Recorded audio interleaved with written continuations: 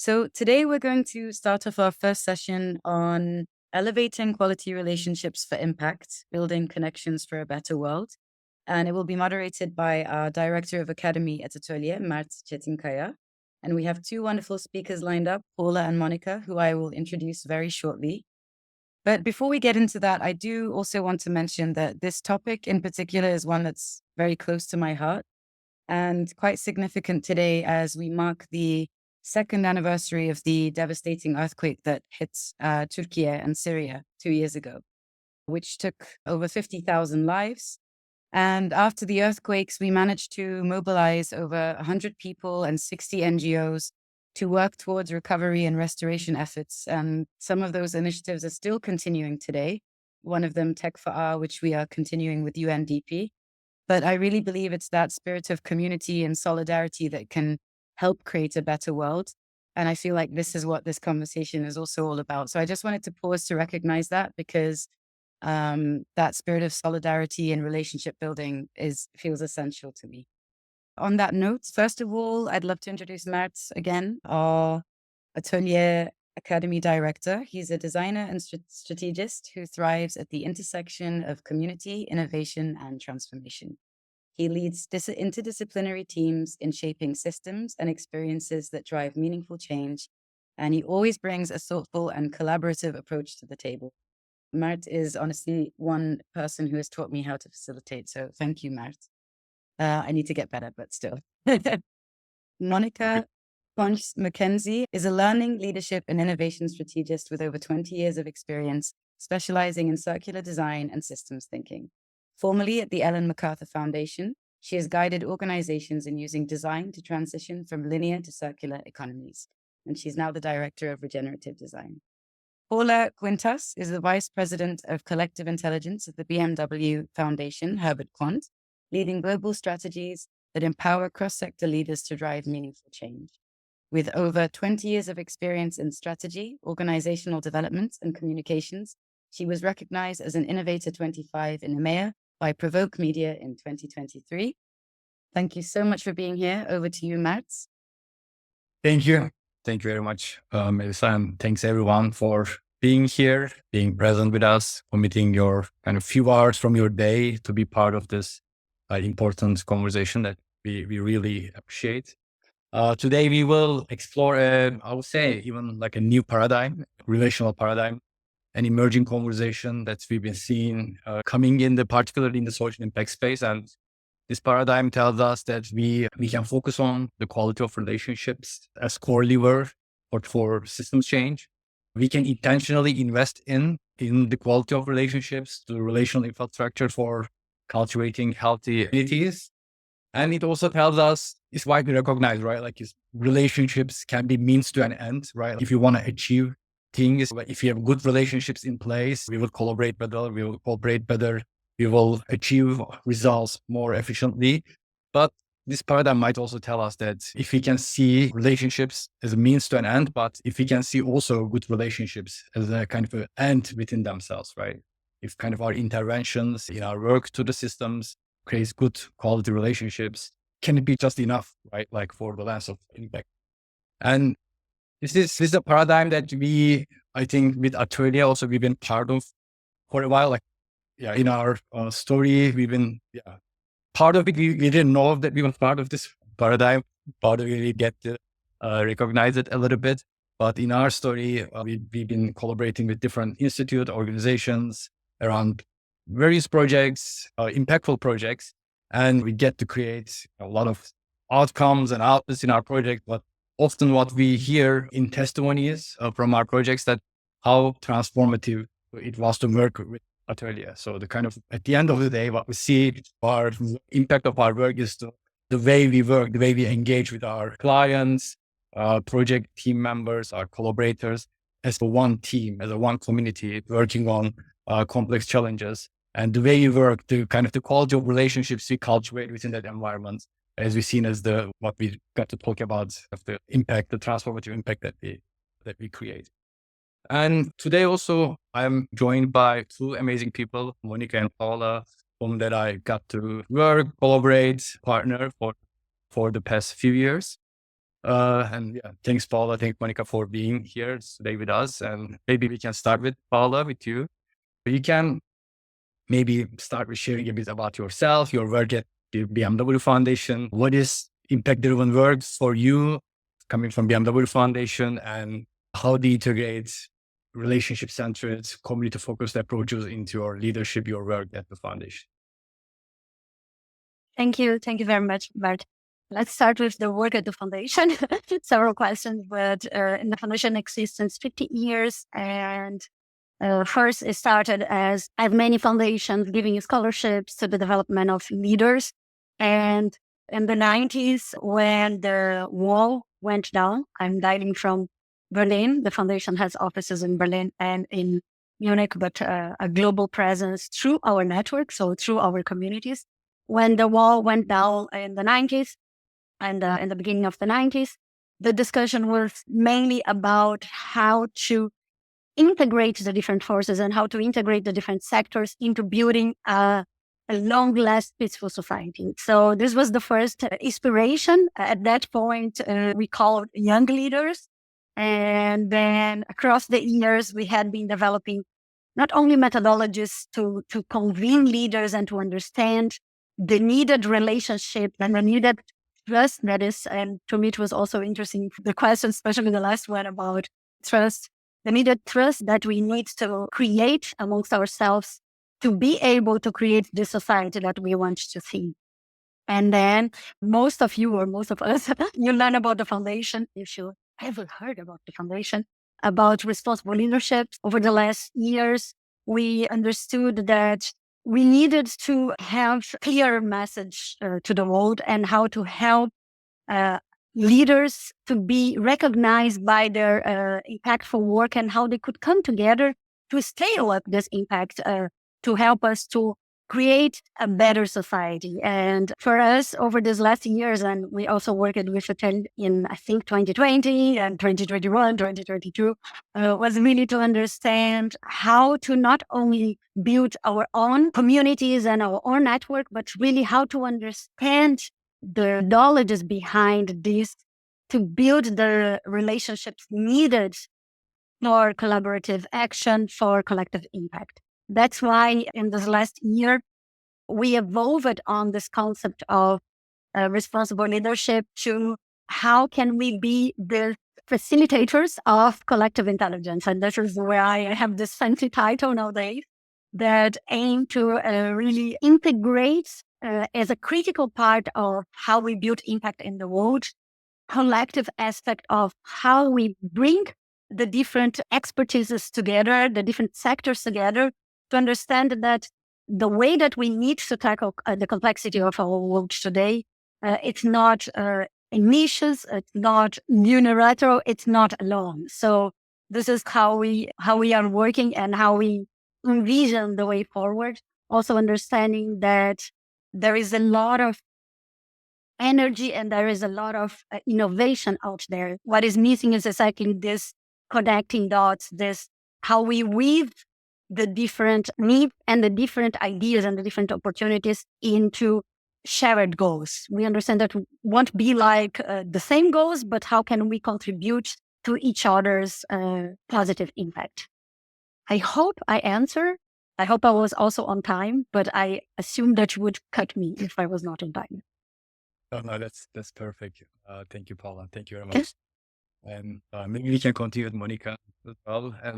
Yeah, similar question, Monica. Maybe you can also tell us about your background, your work.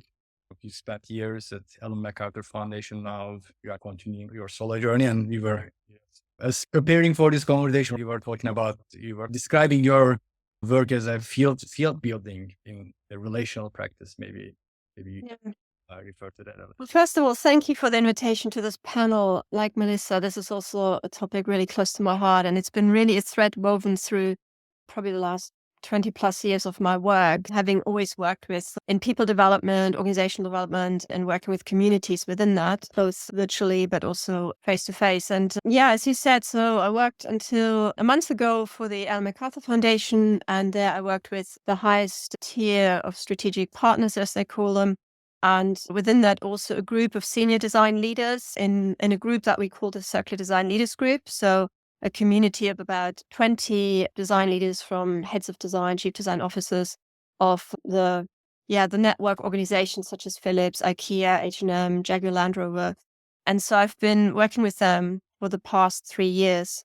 And now I've transitioned from focusing on accelerating the transition towards a circular economy by design to now looking at how I can bring my understanding of strategic design into the regenerative space and that for me also involves a more relational space and engaging with the systems around us, the nestedness of that, communities, people. So it does go into all layers from individual to teams to larger systems and looking at the potential here of what's possible. And so the importance of field building came up in a way is interesting. It came up as a concept in the Regenerative Development Practitioner course, which is in a half-year program I've done fairly recently. But when I looked at it and got into the depth of it, I realized that we were actually doing quite a lot of that already with the circular design leaders as well. And the question of what the field building is about is really on how to create a fertile ground in the field to empower relationships, to nourish connections, enhance the sort of possibilities for novel innovation, and ultimately create lasting change. So it is really looking at all the different little facets that we might not consciously look at that would help create a more fertile ground for change to happen, so to speak. And there are a couple of elements to that. So one of them is one other thing to say maybe around field building is that as you're creating this emerging field, that it helps address some of the more complex challenges that we're dealing with and that you were mentioning. Because this whole approach of field building is rooted in the belief that many of the world's most pressing problems require not just the technology or certain solutions to be put in place, but actually it really requires a shift in values, a shift in mindset, in relationships, and the social infrastructure. So just being presented with a solution typed up somewhere won't move the dial into the right direction as such, even though many of us, or probably most of us, have for a long time believed that it's that sort of magic wand we need, like the solutions on a paper. And so the core elements around field building, around building a shared understanding, and that could be frameworks, it could be language, the vision that we hold. And when we worked with the circular design leaders, we looked at that joint vision of what would a circular design organization look like? And also we worked into developing principles. What are the regenerative principles we need to apply in our designs and have a shared language around that? And also have a shared understanding around in terms of where we need to pay attention to a framework for action. And that gave us like a North Star to work with. But it's also around, creating networks, which is very obvious as you come and bring groups together where practitioners share their knowledge, they inspire each other, they learn from each other. So we did that through quarterly meetups virtually, but also 1 to 2 meetups in person. Plus we had 2 design sprints in 2 different years. So that just really helped to get into the collaborative innovation space with each other. And also about cultivating practices together. As we were working together closely with that group, they brought those practices back into their teams. And some of them were heads of a design team that was, with all the geographies included and the different business units, were about 700 people strong. So that spread far and wide. But at the same time, we also developed around the same time that we worked with the circular design leaders on a circular design adaptive strategy, an adaptive design strategy from the MacArthur Foundation, which the circular design leaders helped collaborate on and provide various stories for, but also helped to bring back once the framework was established, to bring back to their organizations and apply. So there are just a couple of examples around field building. I could probably move on talking about that, but I think I'm just also conscious of time. Thanks, Monica. This idea of field building to create a fertile ground for collaboration within the context of complex challenges, right? Maybe back to Paula, say, like from your experience, maybe you can give some examples around communities where prioritizing relationships and collaboration has led to meaningful change. And also, why is it important for impact organizations, for foundations to invest in communities? Why to create this fertile ground for collaboration? Coming from BMW Foundation has been doing this intentionally, strategically for the past, 10, 20 years already. Maybe it would be great to hear your insights. Thank you, Mert.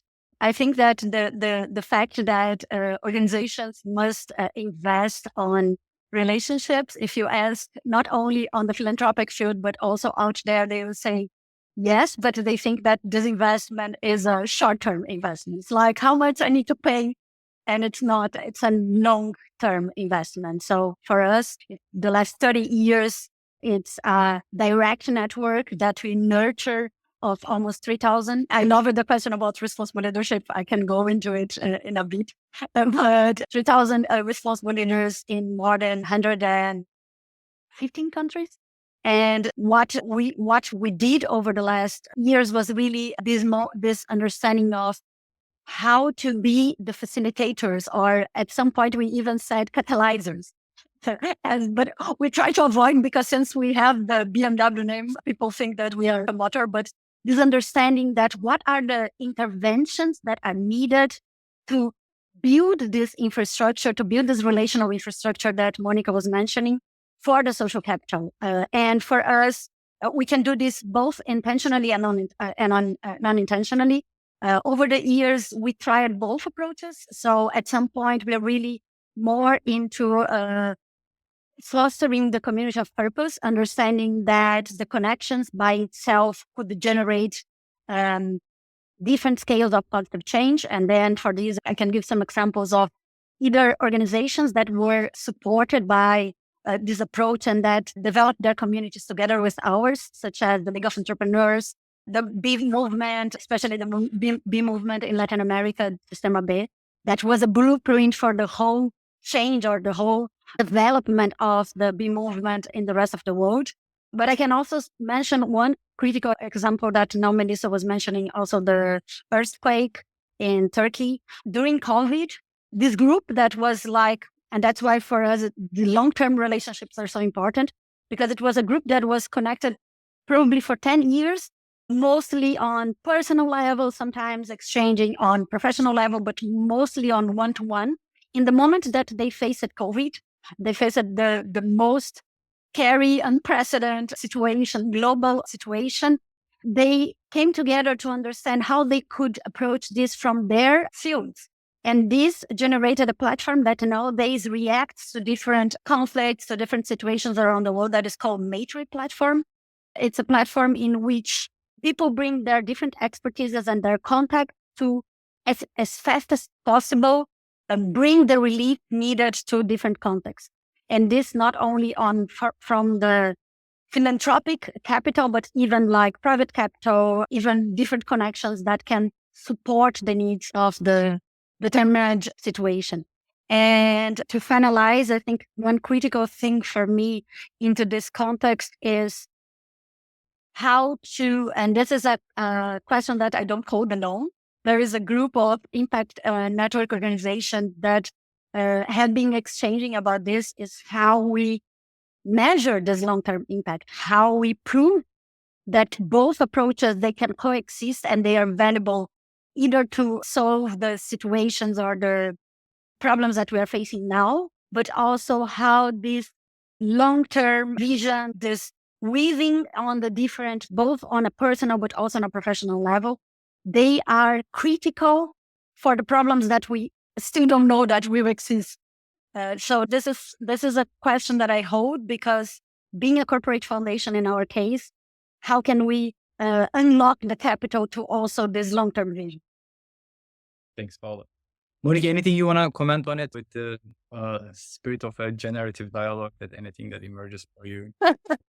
No, I think maybe I could throw in some provocation here, but there's something around the shift in thinking around sort of short-term desired impact that you can measure and quickly report back to gain approval from funders or to gain buy-in within your business, that you're on the right direction with your pilot. And there's something that is, for the human brain, is very understandable, that we want to show the success of what's happening. But also there's a danger in trying to too quickly jump to conclusions, or wanting too quickly, like wanting to show results, and maybe also then dismissing really successful field building programs where the fruits of that, they're disconnected from time. It's less causal in terms of linear from A to Z within 6 months. It's actually something that maybe over the years, if you pay attention, you can observe the fruits, a little bit like what you would see in your garden. If you don't know exactly maybe where things will appear, you eventually get to benefit from the efforts you put in, having shown patience and having had some longer term commitments. And so there's just something in that of how do we maybe increase awareness of that as we're working more systemically with longer term commitments. Thanks. I think that's similar provocation kind of emerged for me to this kind of metaphor really resonates with me and also defines my work as well. Have a healthy garden and then things will grow, right? Like that literally is the metaphor that defines my work that resonates very well.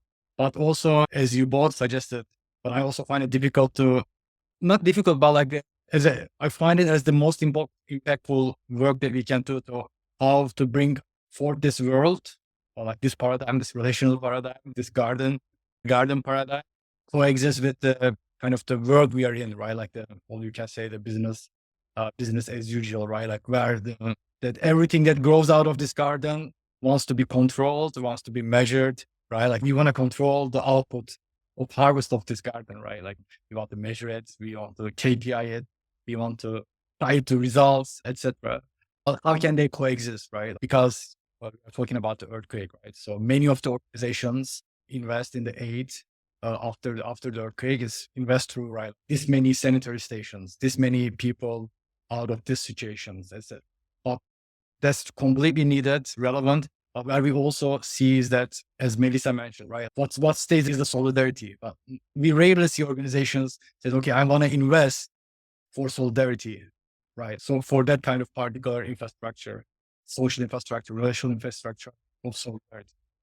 So how those two paradigms can coexist together? How can we bring forth this new paradigm? And maybe from your also experiences, how do we communicate this? You were saying with Paula, right? We invest in these communities, with network, the relationships, and the kind of outcome of it sometimes might be 1x, sometimes can be million x, right? We don't know, but we see these, right, of cases. Maybe, yeah. How would you speak? How do we communicate between these two worlds? Monica, do you want to start? I was thinking that you have a reply maybe ready to go. I would have to think about it a bit more. No, I must say that is not easy. I must say that there is a lot of in our case there is a lot of pressure. Even we have been trying different ways. I think that a lot still goes into as you said, like communications, into how to build the narrative and the counter narratives nowadays, that everything is about how we tell stories. I think this is a critical element more than ever. And how to tell the steps of the story. And this is something that I must say that not all organizations are good at it. And it would be amazing to maybe also create this network of communicators around impact, because it's also something that is tricky. Because as you said, like how much we can control or how much we can say that is a direct impact of our intervention, of our organization's intervention, it's really hard. So to me, there is a need of an impact approach on it, because collective approach on it, because I think more than we are all sometimes supporting parts of the journey of a same systemic need. So how can we also acknowledge together the small victories and the story along the way? Sometimes we tend to say, no, I want this narrative for me. I want this success story for me because I need to defend on my board, or I need to defend my financing. I need to defend my next, my 2026 budget. And I promised myself that I wouldn't go there, but I had the last meetings that I had this week with partners, with potential partners. All the conversations went to the situation in the US and the shutdown, or I don't know still how we will call it, the USAID situation, that this is a break in how we are telling the story and turning the different stories into philanthropic field, because it eroded everything that we built so far. And more than ever, the organizations that were coming together, these relationships that were being created, it will become like everyone for itself because they need to defend their organization. So this is also something that, let's say, it doesn't help to put in a mirror. I think if we think of what really helps for everybody to have a better understanding of how these things progress without necessarily being too attached to the templates we used so far in the past, right? Like certain impact reporting mechanisms and particular ways of asking. And also there's, of course, you would know, there's been for a long time and even nowadays still a big focus on numbers. There are a couple of like models in place that we just maybe need to park and just see, okay, what would in this relationship with the circular design leaders, I'm just referring to it because it's the example I have, what would here in, as they are taking things back, as they're engaging with us in the first place, how can we even set an expectation of this is a collaboration to explore how we can do things differently versus a servicing model where they get something from us. And because again, that's a model where a consultant come deliver something and then you get something and you walk away with it. But in the sort of exploration of joint learning with another organization and with the particular people that were in that group, how can they share certain stories back? And we are almost like an action learning approach. And we feed those stories in a way that changes the way we look at what these successful stories look like and have a different way of, do you know what I mean? You're not picking the same cherries like you always used to do in the last 20 years, but you're actually starting to find other things in the context that you really start valuing. And that value shift maybe needs to happen in a joint approach and explicitly setting the expectation with the people you are engaging with that we are shifting that now. And so that we are collaborating in that shift of narrative. So when Paula, you said there's a shift in narrative, that's where I then absolutely, this is what needs to happen. And have that commitment, because some of them might say, sorry, this is beyond my time commitment, I can't do it. But for some, that really ignites them as well, because they want that shift in narrative too, for their own businesses, right? Perfect. I want to open for questions in a bit, maybe just one last quick question for you both.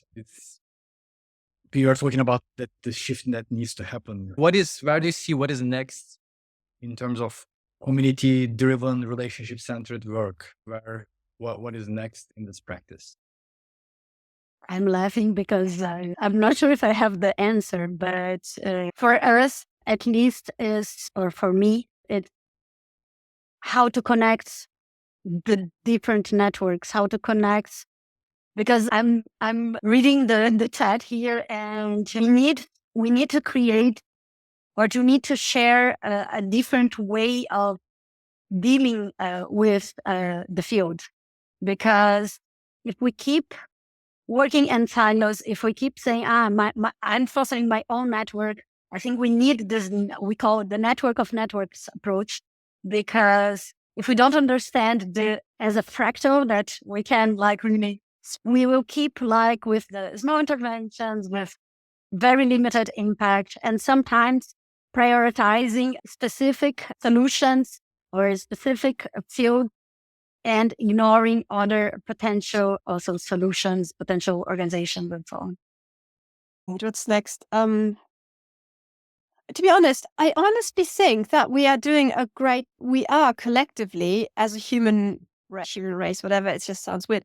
But I think we're moving in the right direction. There's a lot of amazing things happening in so many different fields, and we just don't see it, right? We're those working in the business space see what's happening in businesses, and then those working in the sort of NGO or other kind of more place-based community space, they're seeing their little picture. So there are lots of fractal pictures with really amazing things happening, and we just don't know of each other's sorts of realities. And I think now that I've come from a place of working more conceptually, a bit more globally orientated, and actually started focusing a bit more what's happening in my community, there are amazing community driven, impact driven work that's going on in just here out of my doorstep, really. And that's something that is really great to be inspired by. And I think individually just to continue being in that reflective space of what stepping away from those templates and from the autopilot we've done. I think that's the best way for me. Thank you. Maybe we have time for 3-4 people to. Yeah, we still have some time, and we have some questions that have come in the chat. Let's start with Berat. Questions also might be, if you want to contribute to the conversation, it doesn't need to be just a question as well. Any thought, idea, insights, everything. Melissa, thanks a lot for the microphone. And Paula, it's so nice to see you. I hope to see you in Istanbul soon, maybe. And Mert and Monica, also thanks a lot for this delightful conversation. And when we were talking about the communities and the impact, so as we see right now from the Google, from Facebook, the Ditron, from the diversity and inclusion programs, and right now in the Europe, there is also like elections. And I wanted to ask, what's your intake here, or do you have what does your gut feeling tell about how these impact communities will shape with the recent withdrawn, like the tech communities, like including with the budget as well? So if the tech communities and the other, like the car companies, are not investing to this diversity and inclusion, how do you see that it's going to impact the impact communities and impact entrepreneurs, like in Europe and the region? So I also wanted to maybe raise this question and also see what your gut feeling tells about it. Thanks. I'm afraid that I will be a bit negative. No, thank you. But yeah, I must say that in this case, I am still digesting, I'm still understanding. I feel that there is, in general, it's a need to resist. But we know that the influence, the money that those organizations have in terms of mainstreaming EDB or EDI as policies. And I saw Juliana, she's Brazilian, and I think she's in Berlin. She has a great work on it. Maybe she can also jump afterwards if we have time. But I see that there is a need for us as impact communities to show there is not just a concept, there is not just a PR or a way of washing or of promoting but it's really a critical, if we really want to solve the problems, we need new approaches, we need all the collective intelligence that we can gather, and this can only happen if we include everyone. And this, to me, it's not, I'm still observing. I see that on the mainstream, it will be a moment of really steps back. And that's why our role as philanthropy, it will be to stand for it. Okay, there might be a silver lining. There's something around, as things are becoming more difficult and maybe increasingly shocking of what's happening in the world. There's also probably that impulse in social groups to respond to that in a way of having to pull together and say, okay, so what is it? And those social groups can also be in organizations and businesses. I don't think it's just exclusive for sort of local communities when Katrina hits and there are floods everywhere. But there's also something around just feeling, okay, we can't wait for government to solve things for us, which I think more and more people woke up to over the years. And what is it that we can do? And this sort of can-do mindset and this sort of explorations of different ways makes you also be it sparks creativity in that challenge or that in the sort of difficulty that people are facing. So I hope there's a hope, there's a hope that it actually creates an impulse that hopefully accelerates maybe, or it's intensifying the good work that can happen on a community level and in the relationship building, because people there could be a value shift happening that's accelerated by some of these dynamics that are happening in the world. Wonderful. Is there anyone else in the audience you'd like to ask a question? Ipek, I know you had one. Do you want to voice it? Yeah, Okay, that will great. be amazing. Thank you, Melissa. It's been a lovely chat. Thank you. So my question, Paula, because I'm also working with the leaders and coaching the CEOs and the conscious leadership. It's a topic that I'm actually interested in. I'm actually going through this with the CEOs, and it's not lovely to hear from you also, like a responsible leader. And how you define this, and then how I can actually contribute this to the CEO that I coach, and how I can create an impact with what subscription. That will be my question. Thank you. Thank you for the question. I think if you look out there, you have conscious leadership, you have responsible leadership, and responsible leadership not only used just by us. What we understand, it's not as a stamp or something that it's like one definition fits all. Our understanding about responsible leadership is this wake-up call to leaders about their responsibility. It's a bit about creating this consciousness about what is the power that you have that sometimes you are not even aware or you are not even testing the limits of this power in terms of influencing others, in terms of pushing your sector, in terms of understanding that it's not only about your daily business, but it's really about what you do with your whole life. That's why, for example, for us, and the Responsible Leaders Network is about the people. It's not about nowadays you are the president of a big company when you retire or when you decide to shift. Monica just said that she left Ellen MacArthur and she's going to another position.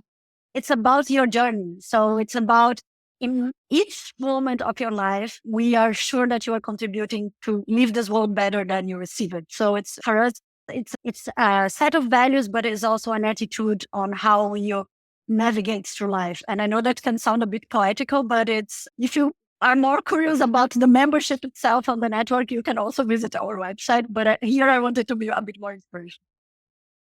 Thank you, Paula. Okay. Thank you, Peg, for the question. And yeah, thanks, everyone. I think it will be a wrap soon. But maybe we can end it with a kind of this collective checkout that as we checked in, like through the chat. Thank you very much. Thank you, Paula. Thank you, Monica, for this beautiful conversation. Thanks, everyone, for joining. Hopefully, it opens a kind of a whole new door for everyone to be more part of the relational paradigm as we talk about it and consider our work, our individual work, our collaborative work to see if we are being in service of quality of the relationships or them. So thank you very much again and see you in the session. Thank you so much. This has been Have such an inspiring conversation. You were about to say something, Paula, please. Now just enjoy the afternoon or the morning. I don't know if you're dialing from another place of the world. Thank you so much, Monica, Paula. Thank you, Melissa, for organizing it all.